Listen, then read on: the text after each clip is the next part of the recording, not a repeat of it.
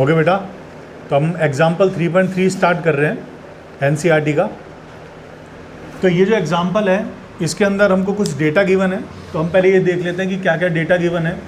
तो जब भी आप कोई न्यूमेरिकल करो तो सबसे पहले आप डेटा लिख लिया करो कि क्या गिवन है और क्या पूछा है, उसको भी आप क्वेश्चन मार्क करके लिख लिया करो ताकि हमें मालूम हो कि हम कौन से रिलेशन से इसको एक्सप्लेन कर सकें। तो देखिए, आपको गिवन है कि कोई एक नाइक्रोम वायर है जो टोस्टर के अंदर यूज़ हो रहा है, जिसमें हम ब्रेड वगैरह गर्म करते हैं, और उसे 230 वोल्ट की बैटरी से कनेक्ट किया है। तो 230 वोल्ट की बैटरी से ये टोस्टर गर्म होगा और आपकी ब्रेड गर्म होगी, जिसका आप आनंद ले सकते हैं। लेकिन ये प्रोसेस हो कैसे रहा है? स्टार्टिंग के अंदर जब आपने इसे बैटरी से कनेक्ट नहीं किया है, इसे कोई सप्लाई नहीं दिया टोस्टर को, तो क्या हो रहा है, इस टोस्टर का टेम्परेचर रूम टेम्परेचर है, मतलब 27 डिग्री सेंटीग्रेड पर है, और आपने इस टोस्टर का जब रेजिस्टेंस मेज़र किया तो वो आपके पास आया 75.3 ओम। ये आपको गिवन है, ये डाटा आपको गिवन है। अब वो क्वेश्चन कह रहा है कि अब आप जब इसे बैटरी से कनेक्ट करेंगे 230 वोल्ट की बैटरी से, तो अब इसका जो रेजिस्टेंस है वो हमें नहीं मालूम कितना है, लेकिन हमने अगर इसके साथ एक एमीटर कनेक्ट कर दिया जो हमें करंट बताएगा सर्किट से, तो जैसे ही आपने इस रेजिस्टेंस, टोस्टर हो या कोई भी इलेक्ट्रिक अप्लायंस हो, उसे हम रेजिस्टेंस की तरह ट्रीट करते हैं, तो यहाँ से करंट प्रोवाइड होगी, पॉजिटिव टर्मिनल से करंट स्टार्ट होगी, इसमें करंट मूव करेगी और नेगेटिव टर्मिनल पे मिलेगी। ये रूल है कि बैटरी के पॉजिटिव टर्मिनल से जितना करंट स्टार्ट होता है, नेगेटिव पे उतना ही करंट पहुंचता है, तभी हम सर्किट कंप्लीट मानते हैं। तो इसके अंदर करंट की वैल्यू आई, वो हमें गिवन है कि 2.68 एम्पियर हमने फाइंड की है। वो एमीटर हमें बताएगा कि इसमें जो करंट की वैल्यू है वो 2.68 एम्पियर है। और आपसे बोला है कि अब आप बताइए कि जब ये स्टेडी स्टेट में आ जाता है, स्टेडी स्टेट का मतलब होता है कांस्टेंट स्टेट। हमने एक कहावत सुनी है, steady and slow wins the race. Steady का मतलब जो लगातार चल रहा है, जो कंटिन्यूसली चल रहा है, जो कांस्टेंट हो चुका है, जो अपनी ना स्पीड बढ़ा रहा है ना घटा रहा है, तो वो स्टेडी स्टेट आ गई है। स्टेडी स्टेट का मतलब वो स्टेट चेंज नहीं हो रही है, तो वो कब आएगी? तो जैसे ही आप इसे बैटरी से कनेक्ट करेंगे तो बैटरी इसको करंट देगी। जब आपने इसे बैटरी से करंट नहीं दिया था तो बैटरी ने इसे 0 करंट दिया, और जब बैटरी से कनेक्ट किया तो कुछ देर बाद बैटरी का जो करंट है वो मैक्सिमम हो गया। तो करंट 0 से I तक ग्रेजुअली इंक्रीज हुआ है, और जब ये मैक्सिमम हो जाएगा तब हम उसे कहेंगे स्टेडी स्टेट, क्योंकि उसके बाद करंट नहीं बढ़ रहा। तो स्टेडी स्टेट का मतलब मैक्सिमम वाली रेंज आ चुकी है, मैक्सिमम करंट हो चुका है, इसका मतलब स्टेडी स्टेट में हम आ गए हैं। स्टेडी स्टेट का मतलब हो गया, कितना हो गया कि करंट 2.68 एम्पियर। ये स्टेडी स्टेट का आपको डाटा दे रखा है कि जब आपकी स्टेडी स्टेट आ चुकी है तो करंट की वैल्यू इतनी है। अब आपसे पूछा है कि बताइए इस वक्त कितना टेम्परेचर होगा। तो देखिए, हमें मालूम है जब आप किसी भी इलेक्ट्रिक अप्लायंस, चाहे वो टोस्टर हो या कोई भी इलेक्ट्रिक अप्लायंस हो, कोई भी बिजली का उपकरण हो जिसका रेजिस्टेंस R है, और आप उसे T टाइम तक कंटिन्यूसली I करंट देते हैं, तो उसके अंदर हीट जनरेट होती है I²RT। ये हमें मालूम है, हीट का फॉर्मूला है I²RT। तो ये हमें क्या कह रहा है कि जैसे जैसे टाइम इंक्रीज होगा हीट की वैल्यू इंक्रीज होगी, जैसे जैसे करंट की वैल्यू इंक्रीज होगी हीट की वैल्यू इंक्रीज होगी। तो जैसे ही करंट मैक्सिमम हो जाएगा उस वक्त हीट इसमें मैक्सिमम फ्लो होने लग जाएगी, वो स्टेडी स्टेट आ चुकी है। तो मैक्सिमम हीट इसको मिल रही है, मैक्सिमम ये गर्म हो चुका है। अब वो जो वो बोल रहा है कि जब स्टेडी स्टेट आ गई है और वो मैक्सिमम गर्म हो चुका है, जब वो आपके ब्रेड को टोस्ट कर रहा है, उस वक्त उसका टेम्परेचर कितना है फाइंड करना है। देखिए, हमें मालूम है ये जो टोस्टर है ये भी आपको गिवन है कि नाइक्रोम इसमें यूज़ किया हुआ है, और ये एक एलॉय है नाइक्रोम। एलॉय ये कंडक्टर है, और कंडक्टर के लिए हमें मालूम है कि कंडक्टर का जब टेम्परेचर इंक्रीज़ किया जाता है तो कंडक्टर का रेजिस्टेंस भी इंक्रीज़ होता है। ये जो है ये हमें मालूम होना चाहिए कि कंडक्टर के केस में टेम्परेचर इंक्रीज़ तो रेजिस्टेंस इंक्रीज़। और सेमीकंडक्टर अगर है, जैसे कार्बन हो गया, सिलिकॉन हो गया, जर्मेनियम हो गया, एंटीमनी हो गया, बिस्म ये इन सब के अंदर जब हम टेम्परेचर इंक्रीज करते हैं तो रेजिस्टेंस इंक्रीज की बजाय डिक्रीज हो जाता है। ये डेटा आपको पता होना चाहिए। अब इस डेटा के बिहाफ पे, क्योंकि हमारा जो टोस्टर है वो इस रेंज में आता है, कंडक्टर वाली रेंज में आ रहा है, तथा टेम्परेचर इंक्रीज करने पे रेजिस्टेंस इंक्रीज होता है।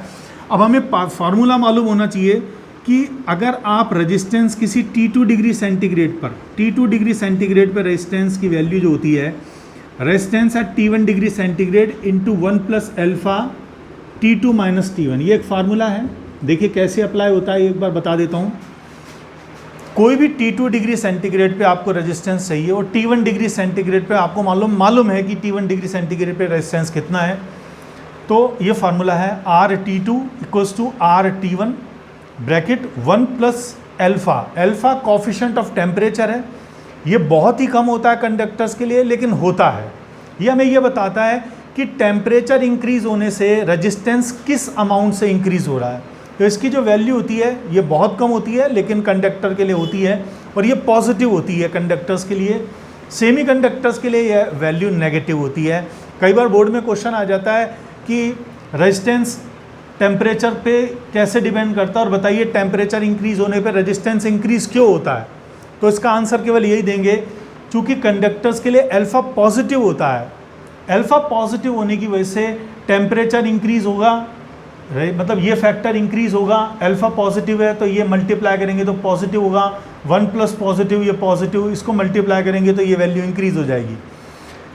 इसका मतलब कंडक्टर्स के लिए अल्फा की वैल्यू पॉजिटिव होने की वजह से टेम्परेचर इंक्रीज अगर करेंगे तो रेजिस्टेंस इंक्रीज होगा। ये फार्मूला, इसका कोई बेस नहीं है, ये आपको याद होना चाहिए फार्मूला। तो इसको अप्लाई अब कैसे करेंगे, देखिए आपको रूम टेम्परेचर पे मालूम है रेजिस्टेंस की वैल्यू 75.3 है, तो मैंने इसको लिख दिया R27। रूम टेम्परेचर पे मैंने T1 आपको दे रखा है, रूम टेम्परेचर 27, तो R27 1 plus alpha bracket T2 minus T1। तो ये क्या है, फाइनल टेम्परेचर है। फाइनल टेम्परेचर का मतलब मैक्सिमम टेम्परेचर, स्टेडी स्टेट वाला। तो मान लेते हैं ये टेम्परेचर हमारा T है, माइनस इनिशियल ये कितना था 27 डिग्री सेंटीग्रेड, और ये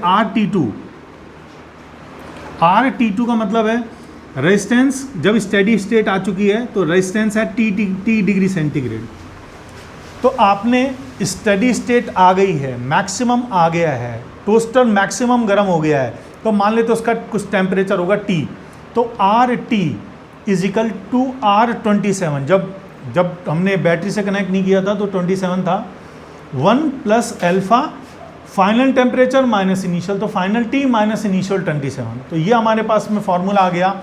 अब इसकी वैल्यू पुट करेंगे, resistance at T degree centigrade, मतलब स्टेडी स्टेट वाला रेजिस्टेंस।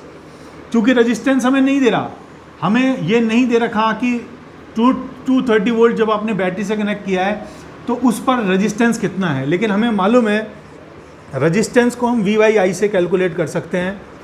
हमने 230 वोल्ट की बैटरी कनेक्ट की है और उसकी वजह से जो करंट मिल रही है सर्किट को वो 2.68 एम्पियर की करंट है। तो जब ये करंट जारी है, मतलब ये स्टेडी स्टेट वाली करंट है, तो ये जब मैक्सिमम करंट हो गई उस वक्त जो रेजिस्टेंस होगा वो हम कैलकुलेट कर सकते हैं इस फार्मूले से, 230/2.68। इसकी वैल्यू क्वेश्चन के अंदर अगर हम निकालें तो ये है हमारी 85.8 आ गई। इसका मतलब ये जो रेजिस्टेंस है वो 85.8 ओम आ चुका है। और देखिए ये जो रेजिस्टेंस है ये हमारा 75.3 ओम वाले से ज़्यादा है, और हमें पता है कि रेजिस्टेंस इंक्रीज हुआ है तो टेम्परेचर ज़रूर से इंक्रीज हुआ होगा। तो ये रेजिस्टेंस कब था 27 डिग्री सेंटीग्रेड पे, तो ये रेजिस्टेंस श्योरली 27 से ज़्यादा होगा। और वो कितना होगा वही हमें कैलकुलेट करना है, ये वैल्यू हमें कैलकुलेट करनी है कि ये टेम्परेचर कितना होगा। तो रेजिस्टेंस की वैल्यू 85.8 आप यहाँ पर पुट कर सकते हैं, ये गिवन है। R27 आपको दे रखा है 75.3, तो मैं इसको भी यहाँ पर पुट कर देता हूँ 75.3। 1 प्लस एल्फा, एल्फा की वैल्यू भी आपको क्वेश्चन में गिवन है 1.7 × 10⁻⁴ पर डिग्री सेंटीग्रेड। देखिए प्रिंसिपल ऑफ होमोजेनिटी हमें ये कहती है कि यहाँ पर हमारे पास क्या फैक्टर है, न्यूमेरिकल नंबर है और बीच में प्लस का साइन है। न्यूमेरिकल नंबर में सिर्फ न्यूमेरिकल नंबर ही ऐड हो सकता है, तो ये न्यूमेरिकल नंबर होना चाहिए। और इसका जो ये जो आपकी यूनिट आएगी टेम्परेचर डिफरेंस की, ये डिग्री सेंटीग्रेड आएगी या डिग्री केल्विन आ सकती है। अब डिग्री सेंटीग्रेड ले या डिग्री केल्विन, तो यहाँ कोई फ़र्क नहीं पड़ेगा क्योंकि डिफरेंस है। 0 डिग्री सेंटीग्रेड का मतलब 273 केल्विन, 1 डिग्री सेंटीग्रेड का मतलब 273 + 1 का मतलब 274 केल्विन। तो डिफरेंस कितना हुआ केल्विन में? 274 - 273, 1 केल्विन। और डिग्री सेंटीग्रेड में कितना डिफरेंस हुआ? 1 degree centigrade - 0 degree centigrade, 1 degree centigrade. तो आप चाहे इसे केल्विन में लिखिए चाहे डिग्री सेंटीग्रेड में, कोई फ़र्क नहीं पड़ता, लेकिन हम डिग्री सेंटीग्रेड में इसको इसलिए लेते हैं क्योंकि ये अल्फ़ा की जो वैल्यूज़ हैं वो हमेशा डिग्री सेंटीग्रेड में गिवन है, तो आपको ये डिग्री सेंटीग्रेड में ही लेना है, ये ध्यान रखना। और वैसे भी जब केल्विन यूज़ करते हैं तो कैपिटल T सिंबल यूज़ होता है, स्मॉल